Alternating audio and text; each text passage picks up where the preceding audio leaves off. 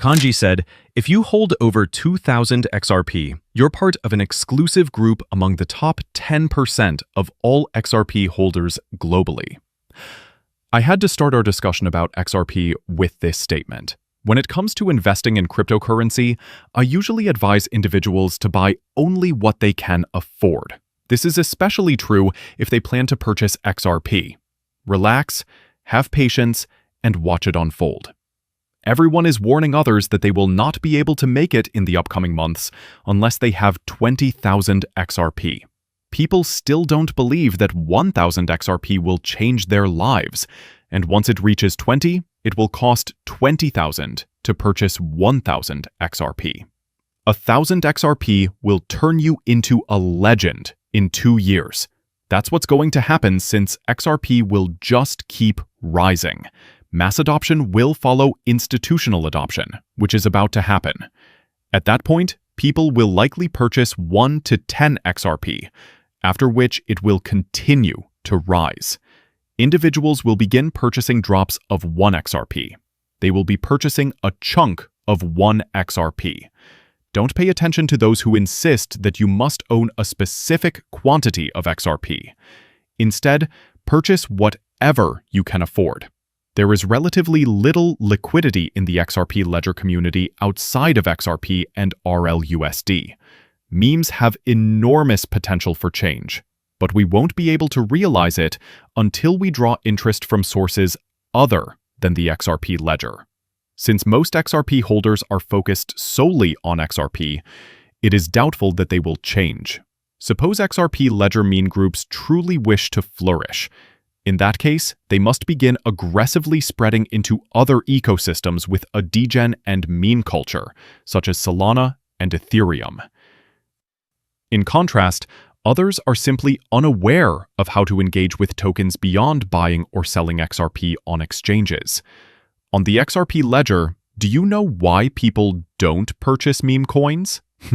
Since meme coins are on the verge of going extinct due to laws, the majority of XRP holders have long since migrated away from them. Look, the SEC and CFTC recently established the Cross-Border Task Team. What do you know? Like most of these meme coins, it concentrates on rug pulls. An XRP holder will never bring up a meme coin, even if the XRP ledger was designed for institutional adoption, not for meme coins. They remain quite utilitarian and focused. 2 systems are responsible for this. One future, DeFi and TradFi are merging into the railroads of the future rather than competing with one another. Everyone usually claims that it's DeFi against TradFi, but that's not the case. Many traditional institutions are choosing to migrate to DeFi because they don't want to make the switch. But TradFi and DeFi are merging. Since they are profiting from the current system, they wish to maintain it in its current form. DeFi transforms the system by eliminating many of the fees and all middlemen. Big banks like JP Morgan and Goldman Sachs, which are profiting from this system, want to remain in it. The distinction is that anyone who is not on board will be left behind once TradFi and DeFi unite. That's the true situation with the CFTC and SEC. I trade stocks around the clock. Like cryptocurrency, non-stop trading has the potential to boost markets. They want to trade stocks around the clock since the stock market is poised to go global and is already getting tokenized. It will no longer be restricted to the United States. Anywhere in the globe, people could purchase equities on the American Stock Exchange. That is revolutionary. The stock market will see a surge in liquidity as a result, and the cryptocurrency area is experiencing a similar situation. It is not a country-specific market, it is a global one. Everyone is so focused on what the US is doing, but as a cryptocurrency investor, you also need to look outside of the US. Significant events are taking place in the UK, the EU, and other countries. Everything in the BRICS is spreading and growing globally, which is why Ripple became worldwide even during the weak market. Everywhere else outside of the US, they began to grow. The world is a vast country. Don't limit yourself to the US retail market. There are still roughly 4 months left in this year, and 2025 is already the busiest period for stablecoins, particularly for transfer volume at the consumer level. This is where the surge is really happening, and it comes from Nigeria, India, Bangladesh, Pakistan, and Indonesia. Stablecoin adoption is reaching a new high as adoption soars. In August, transactions under $250, also known as retail-size transfers, brought in more than $5.84 billion, the highest value ever recorded, according to Visa and Allium quoted in the report. These responders all discussed the various justifications for embracing stablecoins, as well as their outlooks for the cryptocurrency asset linked to fiat money in the future. A significant portion of the 2,600 clients said they use stablecoins as a way to avoid expensive banking fees and sluggish transfers. The fact that many people work abroad and send money home indicates that they are also fed up with SWIFT. They don't want to pay such exorbitant fees, and they want transactions to happen instantly rather than taking days. When you can, use a stablecoin in conjunction with a cryptocurrency such as XRP. Stablecoins are a huge game changer.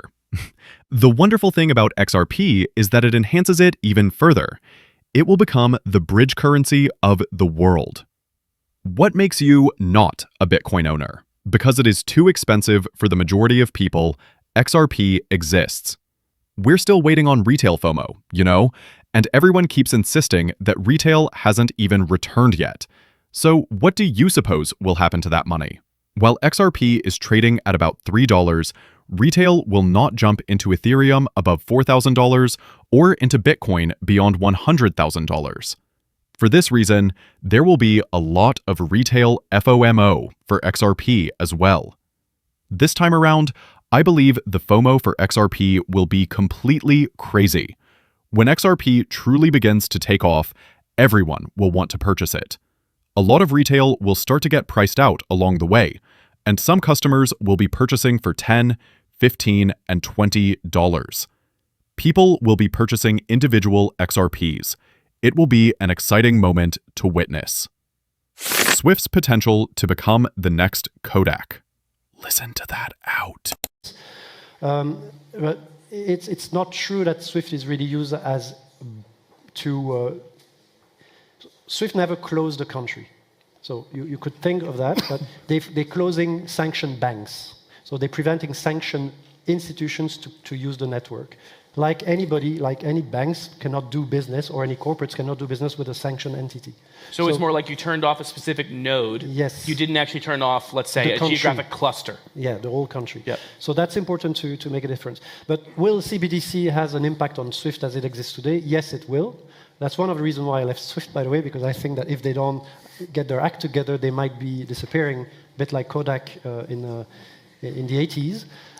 So yes, they definitely fighting words there. So there will be an impact on companies like Swift, but also on credit card companies like MasterCard and Visa, and that's why they have a big interest in that technology, because they know that it will have an impact on them. And they are enabling crypto payments, or at least to purchase crypto with Visa. And in crypto, we have now travel rules. That was in 2021 too.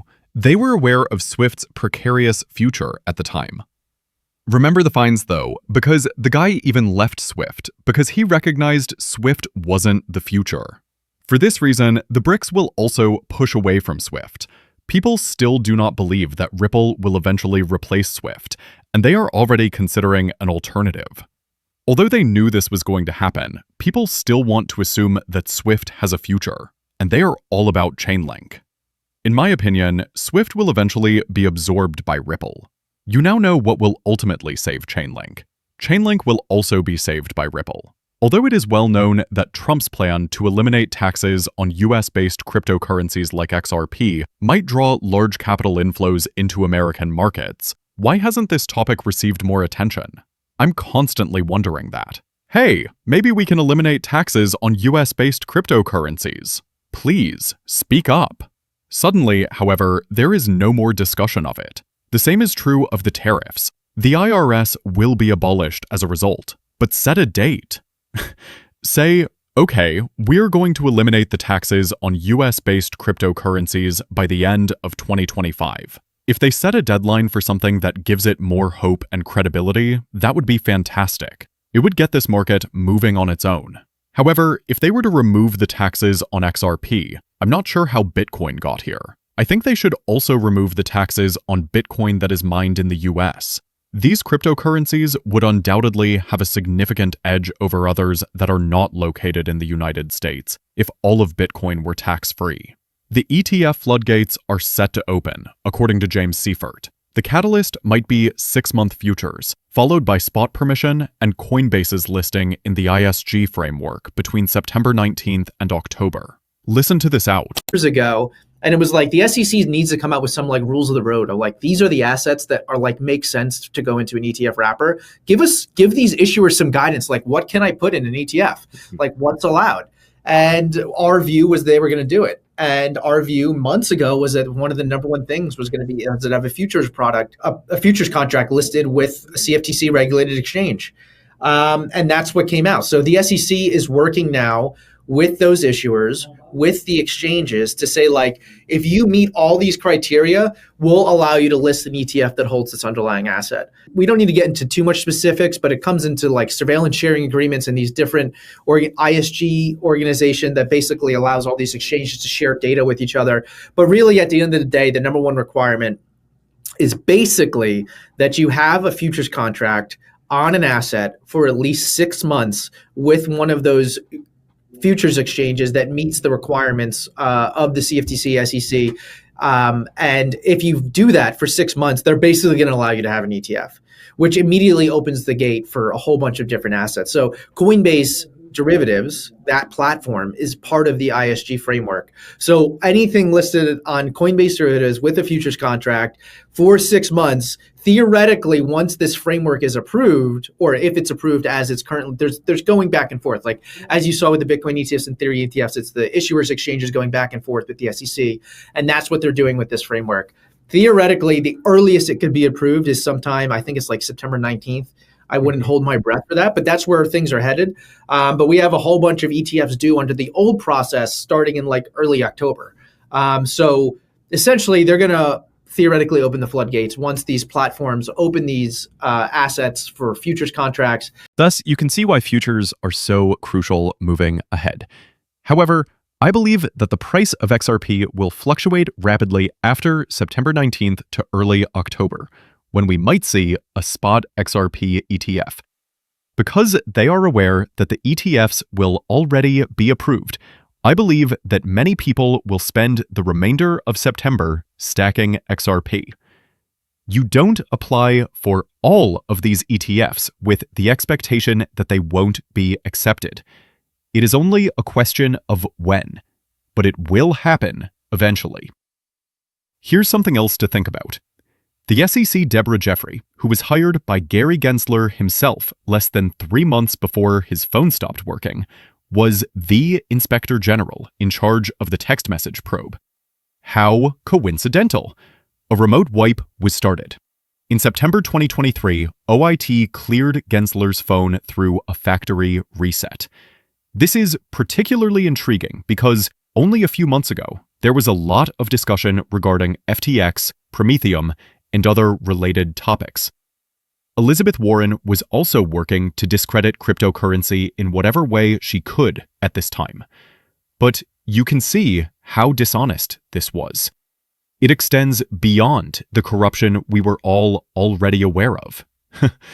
You know, it appears that the United States will finally make progress.